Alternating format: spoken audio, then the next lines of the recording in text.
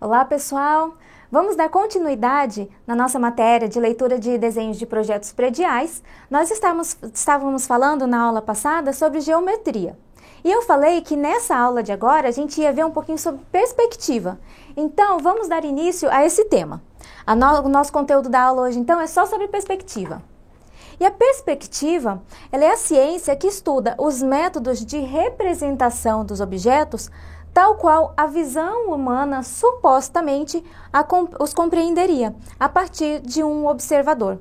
Então, a perspectiva, ela sempre é uma representação de alguma coisa a representação de alguma coisa que seria mais ou menos como se a gente estivesse observando aquele objeto, né, aquela paisagem. Então, a perspectiva, ela sempre precisa de um observador e do ponto de vista de um observador.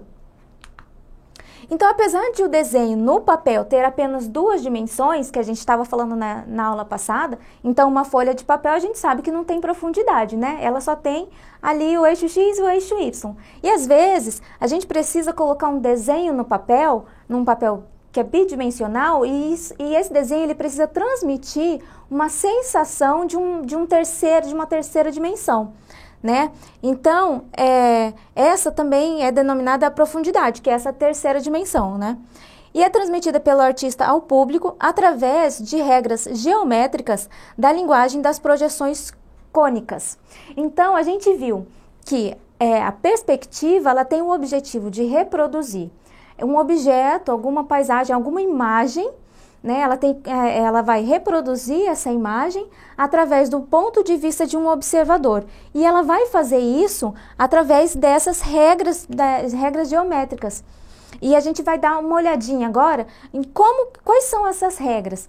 Isso é interessante, gente, não que você vá fazer um desenho, mas é importante você saber olhar, porque muitos projetos a gente encontra hoje, principalmente hoje em dia, muitos projetos completos, projetos arquitetônicos, que eles vêm com as perspectivas, eles vêm com os 3D. Então, a gente precisa também saber olhar e interpretar o que está acontecendo ali naquela imagem, certo? A gente pode até olhar e saber o que é aquele objeto, né? Mas a gente tem outras observações, outros detalhes para observar sobre essas imagens.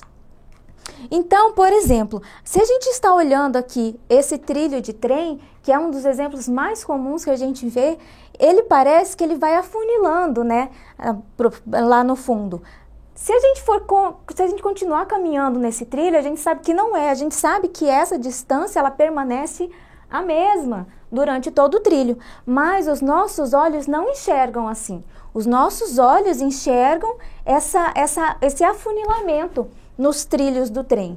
Então, a perspectiva, como ela vai traduzir aquela imagem de acordo com o que os olhos humanos poderiam enxergar, o que eles provavelmente enxergariam, quando a gente olhar uma perspectiva dessa imagem, ela também vai estar assim, mantendo essa proporção, mas também afunilando de acordo com o que a gente vê na vida real. Então, os elementos da perspectiva. A perspectiva, ela contém 4 elementos básicos, e esses elementos são os que determinam a forma do objeto, representado segundo o ponto de vista do observador. Então, esses 4 elementos são a linha do horizonte, o ponto de vista, o ponto ou os pontos de fuga e as linhas de fuga.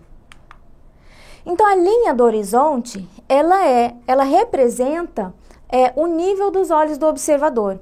Então, você quando está observando qualquer tipo de paisagem, qualquer tipo de imagem, na altura dos seus olhos, essa altura dos seus olhos, no prolongamento da imagem que você está vendo, isso é a linha do horizonte.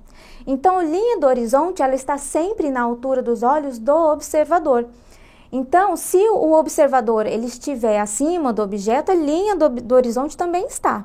Se ele estiver abaixo, também está. A linha do horizonte, ela só diz respeito à observação do observador, os olhos do observador. Então, é essa altura aqui. Nessa imagem aqui, a gente vê que a gente tem um observador e a linha do horizonte, ela está na altura dos olhos desse observador. Nós temos também o ponto de vista. O ponto de vista é o ponto de interseção entre a linha do horizonte, que a gente já sabe que é essa daqui, que está na altura dos olhos do observador, e uma linha vertical. Então, aqui, vocês veem que é tudo com relação ao observador. Onde está o observador, a gente traça uma linha vertical. Onde essa linha vertical encontra com a linha do horizonte, que é essa linha horizontal, esse ponto aqui a gente chama que é o ponto de vista. Temos também o ponto de fuga. O ponto de fuga fica na linha do horizonte e para esse ponto de fuga que todas as linhas não paralelas do desenho, elas convergem. Então, a gente tem aqui a linha do horizonte e temos aqui nessa imagem, nesse desenho, linhas que não são paralelas à linha do horizonte. Essas linhas que não são paralelas, elas vão ir em direção ao ponto de fuga. Então, a gente observa aqui, por exemplo, o topo desses prédios, provavelmente eles podem ter a mesma altura, mas aqui é como se eles estivessem diminuindo, como se eles estivessem descendo. E eles vão descendo sempre em direção ao ponto de fuga. E por fim, as linhas de fuga. As linhas de fuga, elas são linhas imaginárias que convergem para o ponto de fuga. Então, essas linhas de fuga, quando você observar o desenho, aquela imagem, você não vai ver essas linhas de fuga, mas porque elas são linhas imaginárias. Porém, essas linhas, elas saem do ponto de fuga ou elas convergem, na verdade, para o ponto de fuga.